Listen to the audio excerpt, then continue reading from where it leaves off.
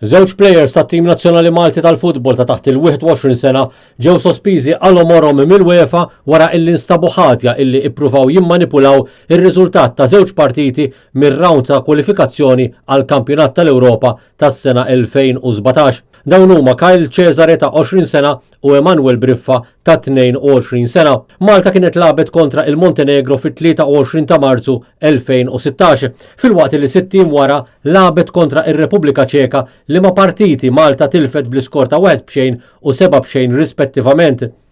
Cesare u Briffa kienu għaddew proċeduri kriminali fil-qrati Maltin u kienu nħelsu mill-akkużi iżda bħalissa qed jerġgħu jkunu affaċjati bl-istess akkużi wara illi l-Avukat Ġenerali appella mid-deċiżjoni tas-sentenza tal-ewwel qorti. 4 plejers oħra wkoll instabu ħatja u ngħataw sentenzi differenti mill-UEFA brabta mal-istess każ.